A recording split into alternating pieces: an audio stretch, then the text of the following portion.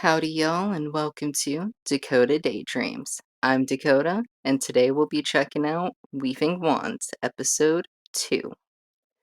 But first I'd like to say thank you for almost 100 views in the first week of Weaving Wands episode 1. It's amazing to see how much interest and support there is for this hobby, and I'm really happy I get to share it with all of you. Now, with this scarf, I've run out of yarn, and I don't have any more that matches. And my AC cut on, so we're gonna see how the recordings sound with that in the background this summer. But to fix this, we're gonna have to knit backwards. Now, to knit backwards, it can be called tink, a tink stitch, because you're knitting backwards. T-I-N-K, tink. So to do this, we're gonna stick the needle up under the stitch and knit in reverse. So it seems like my microphone doesn't pick up my AC, which would be great. If it does, let me know in the comments below. But to tink or knit backwards is a great way to sort of save a project when you've run out of the yarn, because you were relaxed and knitting and having fun with the pattern, and suddenly the end of the ball is there. Now, usually tinking or unknitting one row will free up about a row of yarn for you to reknit with. But sometimes, especially for bulky yarns, it doesn't always take the tension the exact same way. And I might run out, but just for demonstration purposes, I do think I'm just going to do one row, just because I want to show that this time. So we're just going to keep sliding the needle up under one loop and sliding the previous loop back on to the other needle and just looping it out. Unknit. Tink, tink, tink. It's really fun. And that's freed up a good chunk of the yarn, at least, I don't know, maybe a foot or more. I don't really want to measure it exactly, but it looks like enough. Now, to cast off your finished yarn work from your weaving wands, start like you're just going to knit 2 stitches.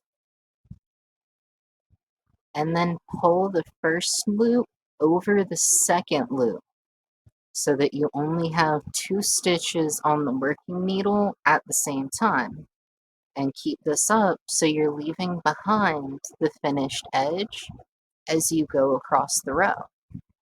And as we keep pulling them over and knitting 1 stitch, pulling the previous one over it, knit 1 stitch, pull the previous stitch over it, we're starting to see the true length of the previous row, because it's really difficult to determine the finished length of the finished edge of anything you're knitting while it's still on the needles. And that's why casting off is one of my favorite parts, because there's some projects that come off the needles and it's just like, how was this even fitting on there? It just keeps getting longer and longer and longer as you put the finished edge on. Now, I know I only have 20 stitches in this specific scarf, but I'm starting to feel like I have more stitches still on my holding needle than I have yarn dangling from the project. But that's okay. We're just going to keep trying to finish this edge and see how many we have left when we do run out. And while I'm finishing this project, I'm already getting excited about the next practice project I want to try. Because I'm thinking about maybe doing a shawl next, because I've always liked making them. It's been a long time since I finished one, and I have a couple of ideas I've been wanting to try that I haven't tried yet. And getting back into practice with some of the basic knit stitches with this scarf, I'm feeling ready to try something a little more complicated and bigger. Now, I'm just going to keep going with this yarn until there's not enough length left to hold the stitch at all.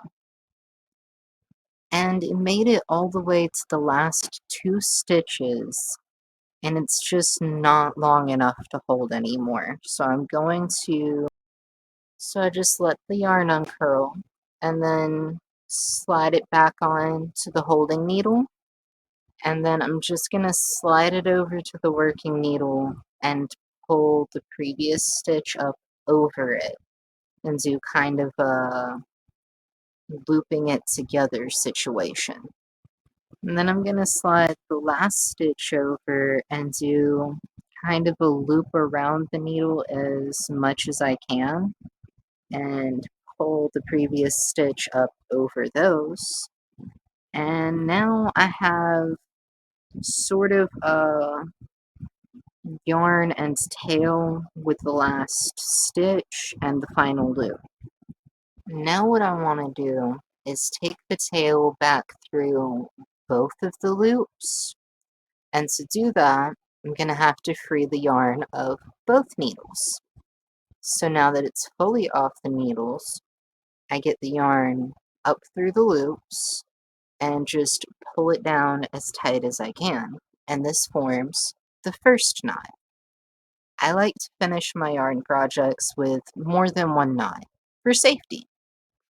One way you can add an extra knot is by tucking the tail through the side of a loop towards the bottom of the project and forming a knot by looping it around that and pulling that down pretty securely. But honestly, one of my favorite ways to form a knot in the yarn is to actually pull the tail of the yarn apart into separate strands. So I can actually have a couple different threads to tie down. And I typically do a triple knot or more depending on the type of yarn I'm working with. And honestly, how irritating it was to get it to stay in the order I wanted to put it in while I was working.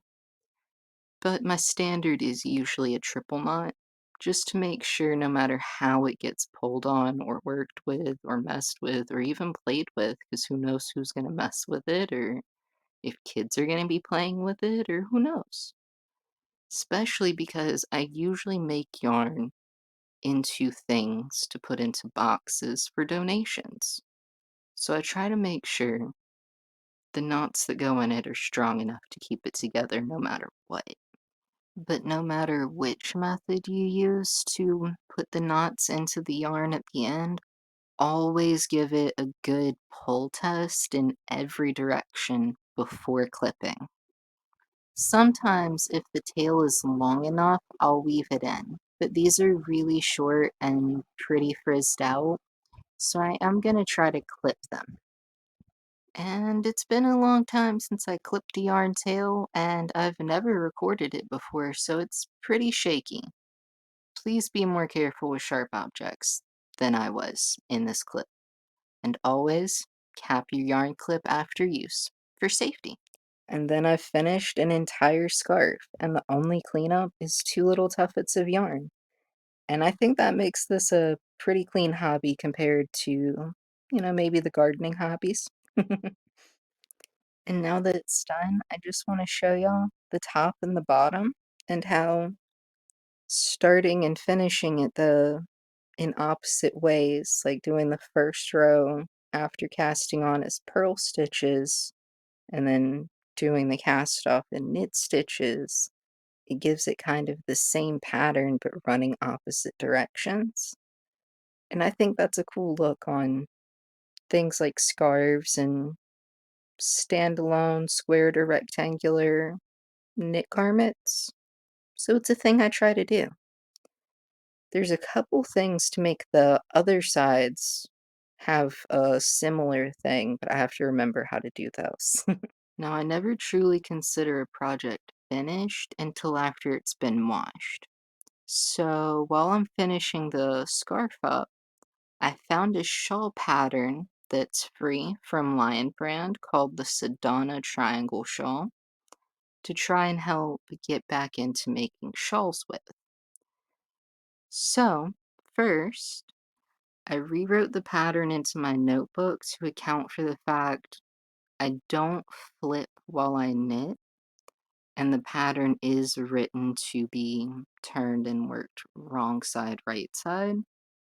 And that methodology just kind of makes my brain short circuit more than going through the pattern and just writing it like I'm doing it from the right side the whole way down.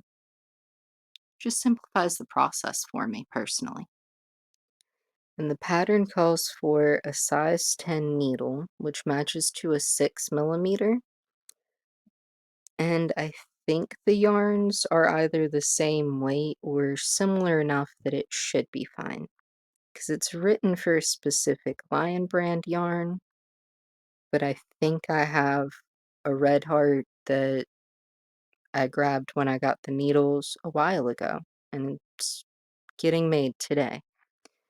And the yarn I've picked is a really pretty variegated that runs through greens, blues, purples, and it's just really fun to look at, so I want to make a shawl with it. And to begin, I still wrap the yarn around my thumb to get a good loop into it a lot of the time. And the pattern calls for a cast on of 5 stitches. And one thing I really like about this pattern is that it even includes a note that a misplaced stitch one way or the other isn't really going to affect the outcome of the whole shawl. So it's not super stressful to count each and every stitch every single row.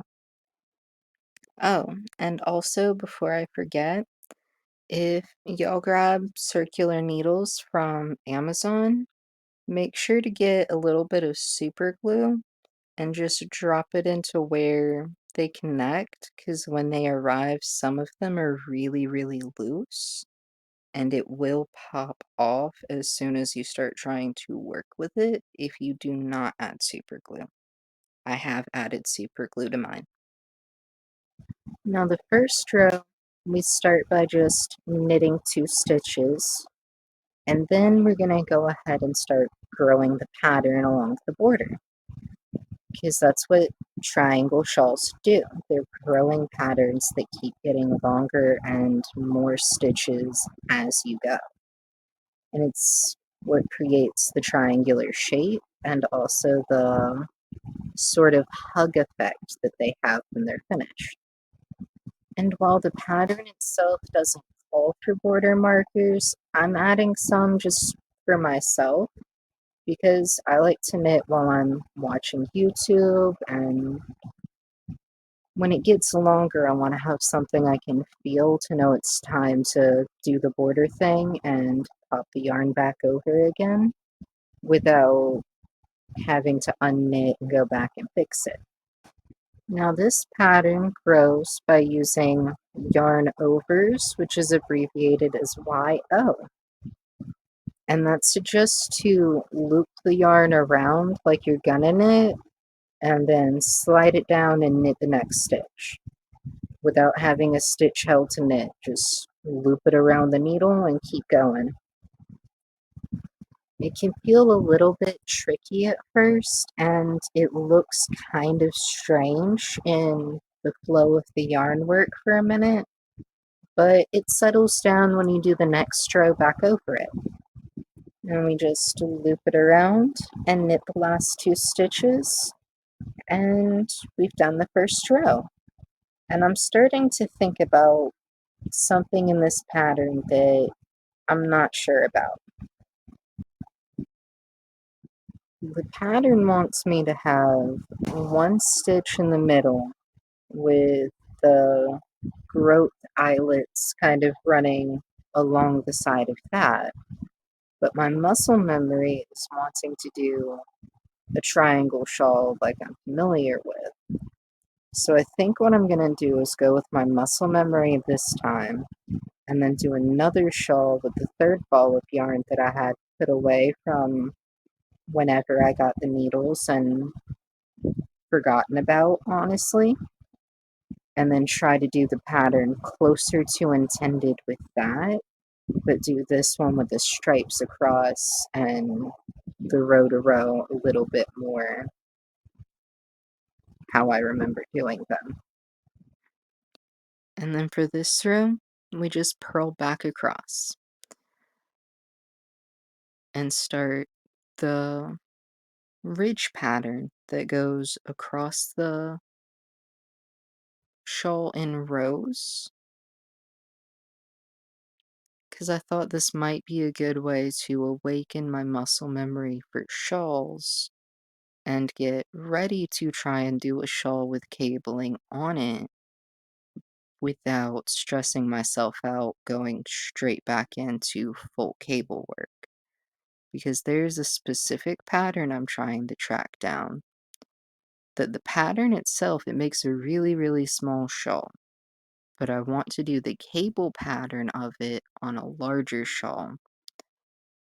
And I have an idea for that, but that's for next time. For now, we got to get our muscle memory going so we know what we're doing and we're not freaking out between the stitches. And then it's back to a building row, which I'm noticing in this pattern all take place in an active knit path. Any row that has purl stitches involved in it is going to be on the way back across working in stitches we've added in a previous row. And then we're going to bring the yarn back over and form another new stitch. And that takes place 4 times in each building row. And sometimes, even when you're experienced with knitting and you know what you want your end result to look like, going off pattern can give a little bit of anxiety. And I did manage to capture that on this row because it wanted me to have the marker in a different place than where I wanted the marker. And it wants me to build the stitches in a different pattern than I'm wanting to build the stitches. But that's okay, because this pattern even has a note on it that patterns are suggestions to get you started. The yarn is the art. It mainly says it's okay if you miss a couple stitches here and there, but that's how I took it. And sometimes trying to go off pattern while reading a pattern can get your markers a little out of place. So after going back through to reorganize the markers and get them straightened out, it's time to bring the yarn back around to the front and purl back across to work those stitches in.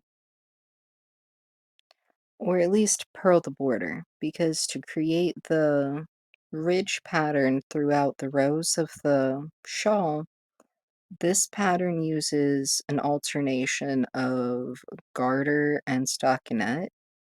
And with stockinette stitch, we're just knitting the main shawl back and forth. So you knit on the build rows and then you knit back across for a majority of it to create the flat parts. But then when you purl back across on the shawl, it creates the ridges. And I feel like that's going to be really cool looking, especially because I'm already starting to see the variegated yarn I'm using start to pool, or when the colors match up between one row to the next, it creates little pools of color. And I'm really excited to see how all of the colors in this specific yarn look in a finished project all together. I think it's going to be awesome. Or so on rows where I have to knit back across, I just have to make sure to feel the last border marker and bring the yarn back around to the front to purl the border edges. And from here on, it starts to be pretty repetitive in the pattern So I'm going to work on it off screen and I'll update y'all later. Now for this pattern, I am going to need the counter just to keep track of the rows because it goes in 39 row sets and then repeats to form the garter stitch ridges. But while I was looking for patterns, I found this site called Ravelry. It has tons of free patterns and tons of patterns made by other creators. And it's really, really cool. And there's a lot of community pages. So far, I found 3 groups: Random Acts of Pattern, Random Acts of Kindness USA, and the one I think those are both a spinoff from, Random Acts of Kindness. And in this group, you can post a wish list each month. So I put one up that, I've started gardening on YouTube and it's helping me stay more accountable to my own hobbies. So I think I'm going to start sharing my yarn craft on YouTube. But I only had 3 balls put away from when I got started, and I don't currently have an income. I'm working on it, but it's slow going. So I asked if anyone had yarn to spare. And y'all, among my very first responses, Miss Darla DJ special ordered some Red Heart Super Saver craft kits just for me. And it was magical, honestly. She even sent seeds, which I mentioned Sunday. And while I was looking at all 24 brand new colors and sorting them within the packages for my own organization, I noticed that Red Heart even has some hashtags for crafters, and I thought that was really cool. So I sorted them to pastels or lighter type colors, and the bright color pops and whites. And I even put the grays over here just because there's an oatmeal in the pastels that if it gets between the grays, I can't tell which one's which. So I was working on the shawl a little bit while I was catching up on some videos from everybody here on YouTube, and it's gotten a little bit long. Now, one thing I'm starting to notice is it's starting to form a pattern in the ridges on the eyelets, and you can see where it's kind of splaying out from where it's been increased on the sides. And it does look a little bit wonky in some spots. Some of the eyelet holes are bigger than others, but that's okay because either A, it's just from the tension and it'll even out in the wash, or B, I've probably gotten confused at some point and turned it back around and knitted the wrong way and added a couple of extra rows and a few spaces.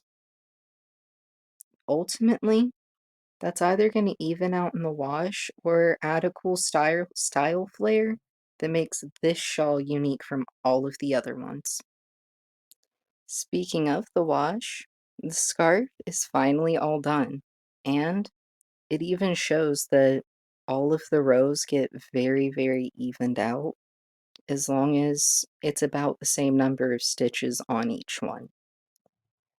So I'm not going to worry too much about tension problems because I felt like the scarf had a couple of inconsistent spots, and most acrylic yarns, it washes itself evened out. Sometimes, usually. Now the pattern for the shawl calls for rows 6 to 39 to be repeated twice, but I still have a fairly large yarn ball left, and I really like long shawls. So I might do it an extra repetition just to add a little bit more length and flair to it. But already after just one repetition, it's already showing why they're called triangle shawls. Because as you go and build from the edges that way, it starts to make a triangle form in the middle from where the base of the neck is. Because that's where we start a triangle shawl, is from the base of the neck and work down towards the edge.